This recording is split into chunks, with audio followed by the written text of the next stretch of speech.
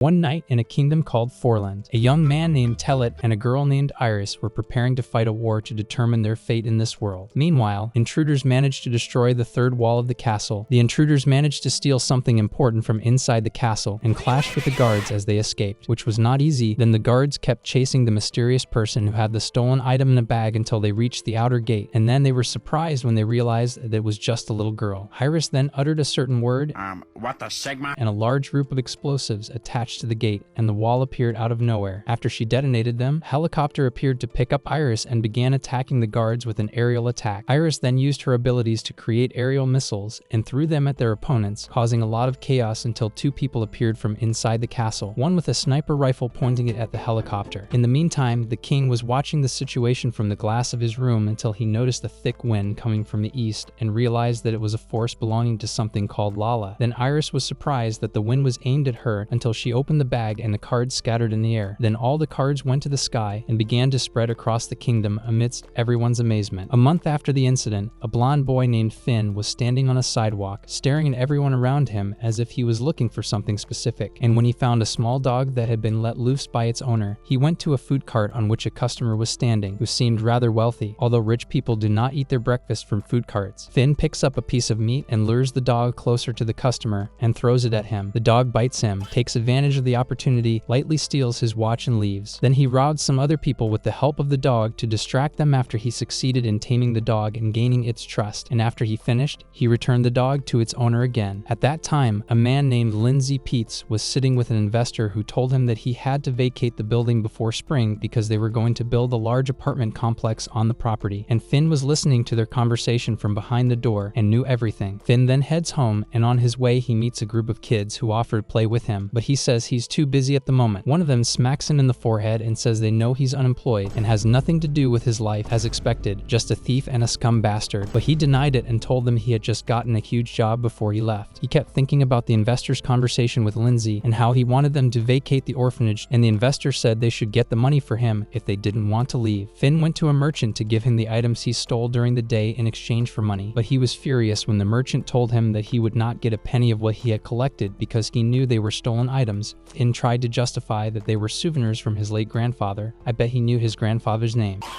The dealer told him that the valuable watch was a replica, not the original, so Finn had to offer his shirt for sale and told him that it was the shirt of the famous Poison Phenomenon band. But the dealer was not interested in buying such a useless thing until he noticed that there was a card in his jacket pocket. When the dealer picks it up, Finn takes it out of his hand and says it's not for sale no matter how much he's willing to pay. The dealer kicks him out, claiming he's holding a fake playing card. He gets an idea and decides to go to a town called Bell Land to make money through gambling. Let's go gambling! Kind of like Las Vegas in our world. Then he entered the casino and sat at one of the tables to try his luck at gambling, and was able to make a lot of money easily by cheating thanks to his magic card he had until a customer named Lucky Launchman sat in front of him and told him that he only had beginner's luck and had no chance of winning against him. After a few rounds, Finn was surprised that Lucky was able to crush him so easily and his tricks didn't work against him, causing him to lose the money he had collected, so he decided to get his money back the way he knew how, with sleight of hand. He then went to Lucky's place and tried to steal the card from inside his game, but he was surprised by a plate and drink glasses hitting his face out of nowhere. Lucky asked him if he wanted anything from him, and Finn got up and asked him to become his student, arguing that he was completely broke after their game. Lucky shrugged and told him that his lucky gloves bring him good luck wherever he goes. Meanwhile, Finn was trying to steal his card while they were talking, but someone bumped into him, causing him to lose his balance and crash into the handle of the game Lucky was sitting in front of. Then, to the surprise of everyone in the casino, Lucky hit the jackpot of more than $96 million thanks to Finn's stumble. Then the casino manager approached them and offered Lucky a drink in the VIP room, of course, since he is now the richest person in the casino. He decides to take Finn with him to have a drink, but he feels bad that the room is so shabby that the air conditioner doesn't work, so the manager approaches him and tells him that he thinks his luck is unrealistically good and accuses him and Finn of cheating at casino games, and Finn denies their friendship. Then Lucky is furious that the manager is accusing him of cheating. The manager says his gloves are are suspicious. When one of his men tries to arrest him, Lucky activates his gloves and makes him trip over his own shoes and falls to his death through the window. The manager marveled at his ability and ordered his other subordinate to arrest him. Finn was surprised that this person had a card like his, and when he used it, the manager was surprised and asked him to prove his identity, and when he touched him, the person grabbed the manager's arm and turned him into colored balls that scattered on the ground in front of them, then ordered Finn to hand him his card. Lucky is terrified that his life is in danger in front of this suspicious person until he approaches him and asks him if his gloves can protect his family from harm, as he intends to get rid of his entire family. So Lucky decides to give him his card, which is in the form of lucky gloves. Then they are surprised when another person enters the room with a gun and orders them to give him all the cards. The owner of the colored ball corpses approaches him and tries to catch him, but the other person avoids him and uses his card to activate his abilities and confront him in front of Finn, who wonders why they have cards that look like his. Lucky tried to take advantage of the opportunity and escape from the room, but since he no longer had the lucky card, he tripped over the colored balls and fell into the barrel of a guard's gun and was shot in the back. So he tried with all his might to go to the person who took the card from him and asked him to give him back his luck, but the person grabbed his head and turned it into colored balls and used them as bullets to shoot at his opponent, not caring that he caused the death of everyone he touched. Finn sat there with his mouth hanging open, watching what was happening around him until the man in the red suit told him to run away immediately. He tripped over the balls scattered on the floor and bumped into the owner, but he ran out of the room and realized that Finn had stolen the lucky card that he had taken from Lucky. Finn went outside the casino and stole the customer's car, intending to become rich by putting this card to good use and saving the orphanage from demolition, but he was surprised by their pursuit until they crashed into him and all the cars were destroyed. Then the man in the red suit appeared in front of Finn with a limp and asked him to give him the card he stole in exchange for keeping it a secret between them. But as soon as he finished his sentence, he was hit by a ball in the head with the speed of a bullet and fell to the ground, unable to move. Finn then finds the colorful balls standing behind him and offers to give him the card in exchange for letting him live. Finn decides to use the power of his card and summons a special kind of gun and aims it at him, and when he shoots his ball at him, Finn takes a shot at the ball and manages to penetrate it and hit his arm to fall to the ground. Finn is surprised that the man in the red suit is still alive and sees him approaching and tells him that he has to get this card even if it kills him. The man in the red suit tells Finn that he should have handed over the cards and any strange objects he found to the police and suggests that he hand them over to the police on his behalf. Then Finn is surprised when a car appears behind him and strange arms come out of it, quickly heading towards him to catch him. Now hold up, I just realized that 98% of you aren't subscribed yet. Want to see a trick? Look at my profile picture.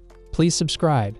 If you see the button glow up, please hit it with the bell icon and the like, as it helps me a lot. Thank you. After a while, Finn regained consciousness and found himself in a room with two people standing in front of him waiting for him. Then one of them untied him by melting the green arms, and Finn looked around until he was surprised that the old man knew his name and that all of them had detailed information about him. Then he saw the red suit enter the room, and when he realized that he had his card, he tried to approach him and take it. So he put the barrel of his gun in his mouth and advised him to forget about his card and the lucky card, and told him that his job was to collect cards similar to that, and Finn resigned himself to being the weaker party. After that, the police were chasing some thieves through the alleys until they found a big guy approaching them to buy time for the thieves to escape, and the officers were surprised when they shot him and found that the bullets didn't penetrate his solid body. Light work, no reaction. Until he attacked them and tore them apart. Meanwhile, the old man named Bernard was explaining to Finn the truth about the cards they have, that they are called X cards, and there are 52 types of them currently, and each card has a special power inside it, and those chosen by the cards are the ones who can use them, and these people are known as players. Their job is to collect the cards scattered throughout the kingdom so that no one can misuse them, and they collect them in complete secrecy by order of the king to avoid chaos. Finn wonders that he's telling him all this information even though he had nothing to do with it, and Bernard says that he's now involved in the matter and will have to work with them from now on at Pinnacle Automotive. Bernard then introduced him to his new colleagues and told him that the man in the red suit is named Chris and is in charge of the sales department. The girl in charge of the accounting department is named Wendy, and their colleague Vijay is in charge of the systems department. Bernard then tells him that they have the power to take illegal actions when it comes to card recovery, and that the man they were chasing yesterday, Bobby Paul, comes from the Klondike family, notorious for being the largest mafia organization in the country. Bernard then tried to convince Finn that he would make a lot of money if he agreed to work with them. When he realized that he would make a lot of money even though he would start at the lowest level, he agreed to join them right away, but Bernard told him that he would have to be willing to risk his life for his job. job. Finn gets his card back and Bernard announces that he is now officially one of them and will be working for the company as a sales trainee and informs Chris that he will be in charge of training him. Then Chris and Finn head off together to buy new uniforms for him. Chris tells Finn that it is thanks to the power of his card that makes him immortal when he uses it. Meanwhile, the police were investigating the alley robbery incident and Detective Young found a clue left behind by the big man. The rookie detective told him that the officer who survived the robber's attack said that it was not human, and Young decided to call special people to investigate the matter. Meanwhile, Finn is sitting at a coffee shop while Chris is at the next table with a girl he's flirting with, and they're surprised when a muscular man assaults the barista and pushes him toward Finn's table and tries to calm things down. The bald man was furious at his interference, and when he tried to punch him, he was surprised to find Chris standing between them and grabbing his hand before it reached Finn's face, then pinning him to the table, and when the man felt insulted, he asked him to leave him alone and left the cafe quietly. In the evening, Finn returned to the orphanage and told Lindsay what happened to him during the past period and that he got a job with a good salary and that his salary will increase after he becomes a full-time employee and then they will not have to evacuate the orphanage. Lindsay realized that he listened to his conversation with the owner. Finn said that he would do anything to save the orphanage that took him in when he lost his family and that he considers it a kind of payback. Lindsay wished him well and told him that the choices you make in life determine who you really are. The next day, Finn woke up early for his first day of work and found Chris waiting for him in his car. Finn was surprised that he came to pick him up himself, and Chris told him that work would start early that day, then noticed on the tracker that they were chasing a player in an armored car who had one of the cards. Finn said that this is not his job as a sales trainee, so Chris told him that he can just watch what happens since it's his first day at work. Then he used his card to activate its power, but Finn refused to sit idly by and use his card. They continue to follow the armored vehicle until Chris asks him to shoot its tires, but they are surprised when the back door shatters and a large person appears inside the armored vehicle, then jumps towards their car, and Finn is surprised when he sees him up close that he is the barista they defended, and when he tries to shoot him, he finds that the bullets do not penetrate his body. Chris accelerates to make him lose his balance and fall off their car, and he succeeds in doing so. Then he tries to shoot him with his gun, but to no avail. Then he is surprised by Finn getting out of the car and heading towards him. Finn tries to shoot him at close range and hides behind a pole, but he is surprised when the big man rushes towards him and destroys the pole with his fist and tells him that there is no point in shooting him, and when he rushes towards him to pounce on him, Chris runs over him and drives him away, then decides to throw him into the sea, and in the process the big man punches Chris and breaks a few vertebrae in his neck before they all fall into the sea in the car. Chris manages to retrieve the card from the big guy and steal his power, while Finn goes down after them to save the waiter after he lost his power, and after returning it to the company headquarters, it turns out that his name is Robert and he got the card by accident a month ago. Finn sat there thinking about what Bernard and Lindsay had told him earlier about his decisions and wondered if he would one day end up like Robert because of the power of his card. Meanwhile, Bernard got a call from a guy named Theodore who seemed to be in charge of the card collection mission and Bernard's boss. He tells him to get everyone on the same page, including Finn, and to fire him if he doesn't achieve the desired results. Bernard tells him that he has high hopes for him. Meanwhile, Finn returns to the others inside and is surprised when Chris tells him that the even-numbered cards are the lowest ranking cards, which means that he is the weakest among them. A few days later, Finn gets his new suit and seems happy with it until he is surprised when a group of criminals kidnap someone in a car in front of everyone and flee. Finn decides to do something about it and decides to borrow a bike to follow them. Meanwhile, the person they kidnapped was sitting in the car calmly and nonchalantly looking out the window, while the thief sitting next to him was holding a sharp instrument, looking nervous and asking him not to peek, wondering at his calm demeanor. Then they ordered him to call his father and ask him for a ransom of $10 million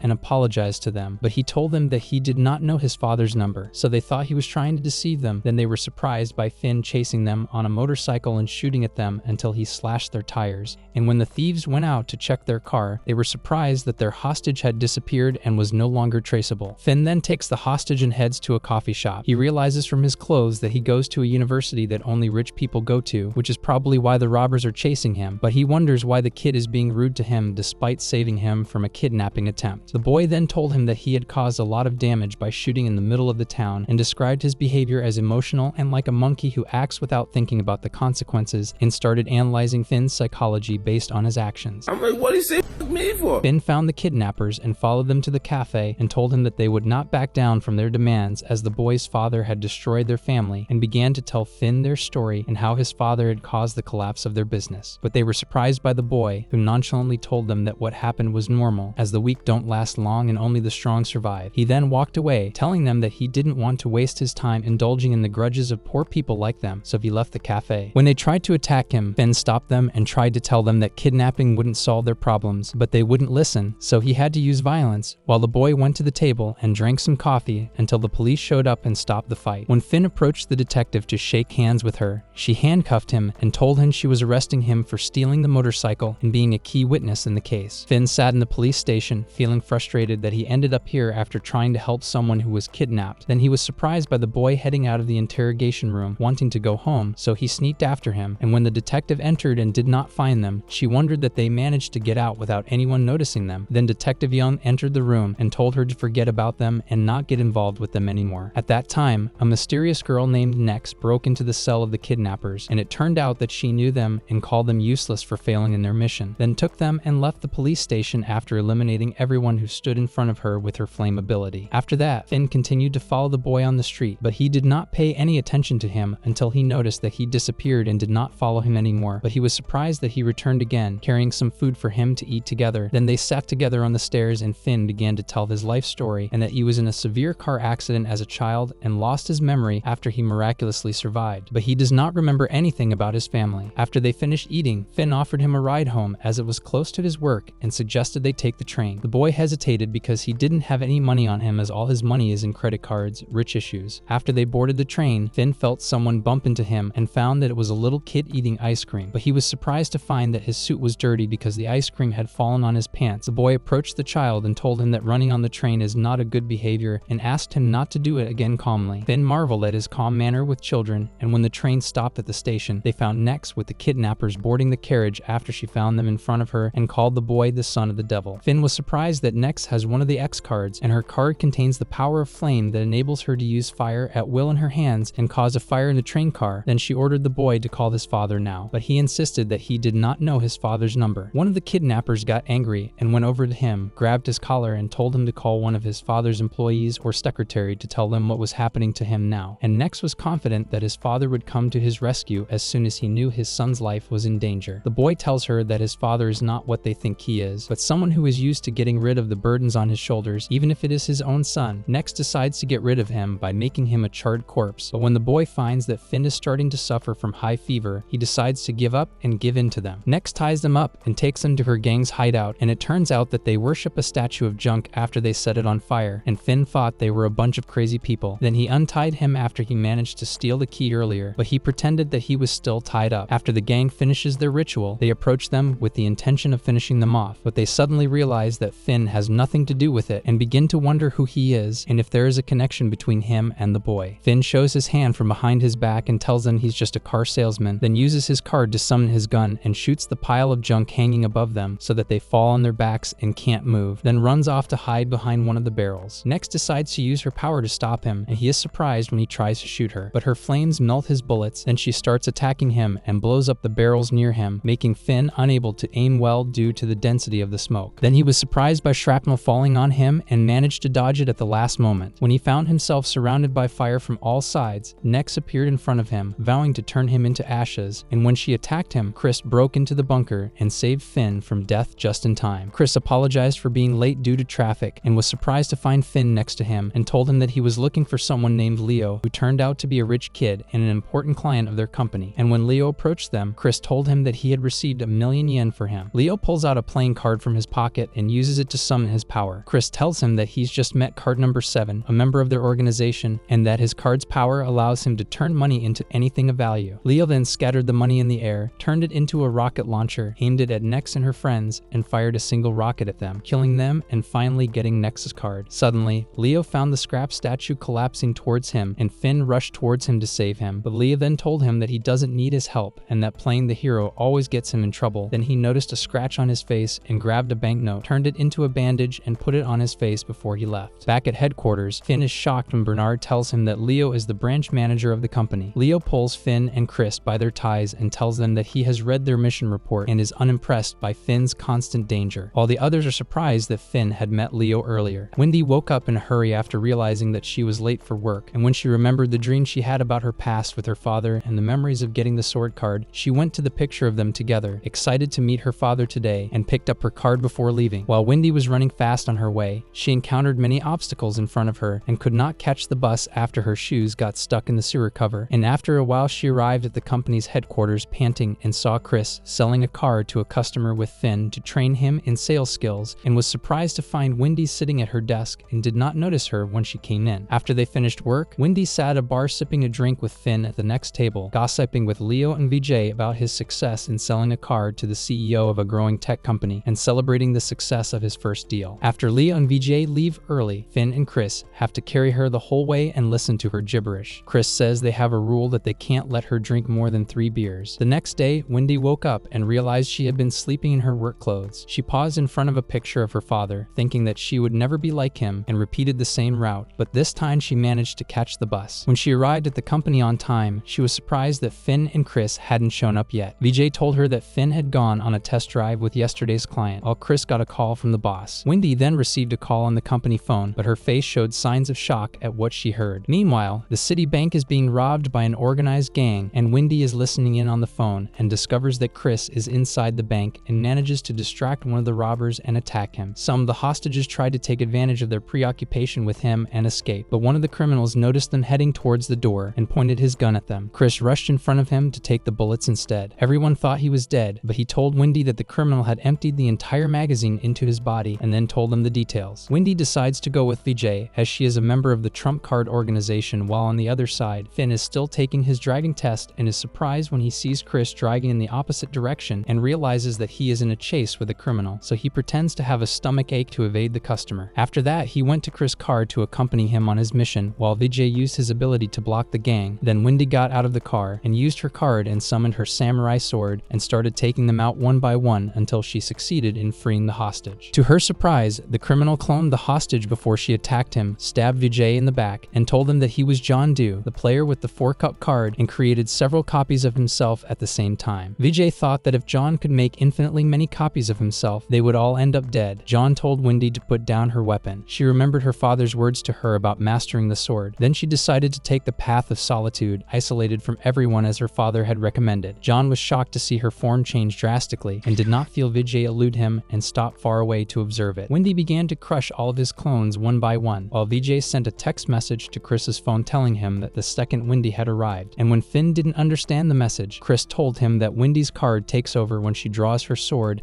and attacks anyone who gets in her way. On the other side, Wendy overcame all of John's clones, and when she was about to finish off his original, VJ caught her blade with his torso. She was furious and asked him to confront her, but Leo quickly threw a huge bank vault over her from a helicopter to immobilize her. But to his surprise, she was able to tear it apart with her sword simply, and then jumped towards him and blew up the plane to welcome him in her own way. Then she scolds him for wanting to call her in a pinch and rushes to get rid of her after her mission is over. Before she can attack him again, Chris arrives with his car behind her. She rushes at him and slices him in half, but luckily for him, he has immortality. He seems to be her favorite boy for that reason. Wendy kept tearing him to pieces and enjoying her time until Chris stopped her and told her that a new member had joined their organization. Then he tried to hold her down so that Finn could aim at her, but she pushed him away and kept dodging his bullets. But she did not realize that he was aiming for her sword and succeeded in making it slip out of her hands to return to her original character after she vowed to eliminate him next time. After a while, Wendy regained consciousness after having a dream with memories of her father telling her that she doesn't have to take the path of isolation like him and that she might find friends to accompany her on her own path. And then she found Finn sitting next to her waiting for her to wake up. So she told him that they were all right and that she shouldn't summon her second personality or go down the path of isolation alone because she would cause trouble for them. And Finn told her that there is nothing wrong with causing trouble, and if anything happens, he will stop her again because they are a team. Wendy started crying after she felt that her father's wish for her was fulfilled, and when Finn left her house, he felt like he forgot something there. And the next day, Chris noticed that she came to work early and cleaned the place before the customers came, and he felt that she started to improve little by little. A few days later, Detective Sugar wonders why they haven't questioned Chris since he was caught on CCTV causing chaos while trying to arrest John, and Detective Young replies that the case was solved once the criminal was caught. Sugar thought he couldn't question him because he worked for Pinnacle like he did with Finn and Leo. She told him that she had researched them and found that all cases involving Pinnacle were mysteriously dropped and decided to start a full investigation of the company. Then one of the officers joined them to tell Young that John wanted to see him in the interrogation room, so he told him to take Sugar Sugar instead to do her duty as a detective, and when she went to question John, he insisted that they bring Young to him because his life is at stake and his family won't let him live. Sugar tells him that no one can harm him as long as he is inside the police station. John feels that he can trust them and decides to make a deal with her to let him escape to a safe place in exchange for telling them everything about his family. Sugar accepts his offer and tells him that she wants to interview a key witness to the accident. Young then went to the garage and made a call to Theodore, the head of the Trump organization. Theodore told him not to trust the wrong person because, like a snake, he will wait for the right moment to pounce. Meanwhile, Finn was at Pinnacle's headquarters with Chris, the tech company's client, while Sugar was watching them from a distance to start gathering information about them and monitoring their movements. She noticed that none of them are in contact with the Klondike family, but she is confident that she will find out about them soon. In the evening, Young went to see Bobby, who seemed upset to see him, although Young tried to provoke him with some phrases until he got very angry when he told him that the person who beat him in the casino was just a child. Young then went inside and started staring at all the people at the party until one of the Klondike family members, Pan, appeared and everyone greeted him, while on the other side, Finn felt that someone was watching him, so he used his card and followed him, pointing his gun at him until he found Sugar standing in front of him, pointing her gun at him. Meanwhile, Pan starts giving his speech at the event about poverty and its effect on children, while Young is surprised that a Mafia family is hosting a charity event and considers it a joke, while on the other side, Sugar arrests Finn and takes him to the police station. On the other side, Young was surprised to see John enter the hall in handcuffs with one of the police officers and realized that there was a traitor among them. Pan then exposed his face and asked him why he betrayed their family, and John said that the family would not forgive him for losing his card. While Sugar was thinking about exposing Pinnacle by questioning Finn, she was surprised when a school bus deliberately hit them. Then they found the bus rising into the air on its own, and Finn asked her to untie him before the bus fell on them. After they managed to get out of the car before the bus fell, they found a mysterious woman approaching them, so he used his card to prepare for a surprise attack, but he was surprised that she had the ability to control things around her, even controlling his hand and preventing him from shooting. Then she started choking Sugar and made him point his gun at her, while they were completely unable to move until she made him shoot at her without the bullet hitting her. Then she stopped using her power on them and warned them not to interfere in the family affairs again, while Pan tortured John by choking him and twisting his neck 360 degrees until it was completely torn at the end of his speech and he fell motionless. After he finished his speech, he met Young outside and Young told him that he came to ask him about the attack on Trebla Palace a month ago when the king announced his abdication